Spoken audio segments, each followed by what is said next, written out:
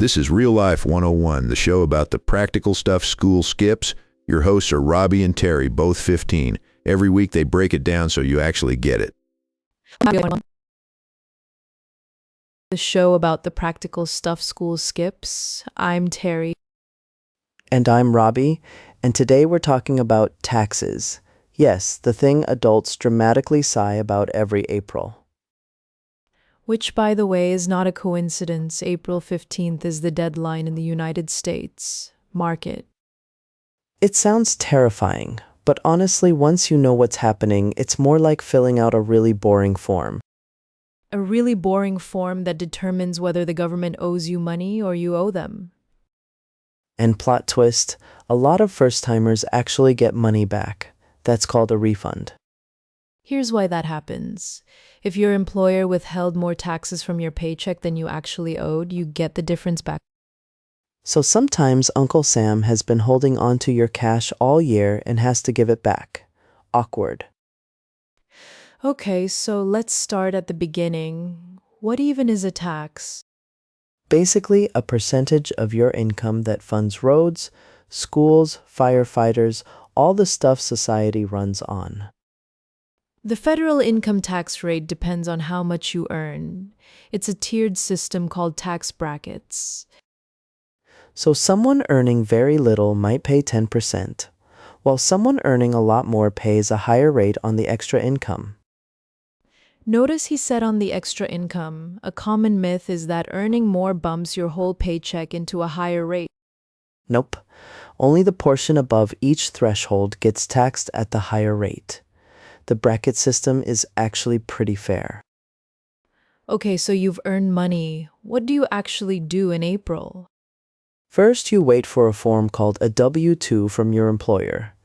They're required to send it by January 31st. That form tells you exactly how much you earned and how much was already withheld for taxes. Then you fill out a tax return, which is basically telling the IRS, that's the Internal Revenue Service, what you made. You can do it on paper, but almost everyone uses software now. There's even a free option called IRS Free File. Free File is available if your adjusted gross income is below a certain threshold. In recent years, that's been around $73,000. Which covers a huge chunk of people, especially teenagers with part-time jobs. If you made under about $14,000 in a year as a single person, you might not even owe anything. That's because of something called the standard deduction, a chunk of income the government just doesn't tax. Think of it as a freebie. The government says, okay, the first 14-ish thousand you earn, we'll leave that alone. And deductions are one of those words that sound scary, but literally just mean things that reduce how much income gets taxed.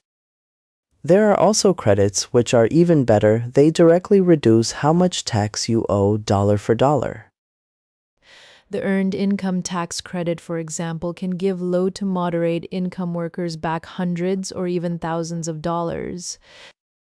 So you do the form, subtract your deductions, apply any credits, compare what you owe to what was withheld, done.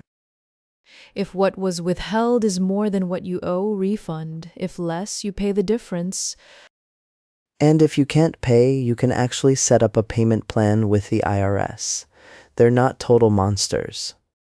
The worst thing you can do is just not file. Penalties for not filing are actually steeper than penalties for not paying. So even if you're broke and scared, file the return. You might even discover you're owed money. One underrated tool, the IRS website itself. IRS.gov has plain language guides for almost every situation. And most libraries offer free tax help through a program called VITA, Volunteer Income Tax Assistance with Real Humans. Real humans who are trained and certified and will not judge you for not knowing what a W-2 is. There are also free versions of TurboTax and H&R Block for simple returns, and they walk you through everything step by step. The whole process for a simple return, one job, no major investments, can take like 30 minutes. 30 minutes once a year to be a functioning adult. That's less time than most people spend arguing about pizza toppings. The big takeaway: taxes feel scary because nobody explains them, not because they're actually that complicated. Know your deadline, collect your documents, use free tools, and file even if you're nervous. Future you will be so proud and possibly richer if that refund comes through. Taxes demystified. You're welcome, America. See you next week on Real Life 101.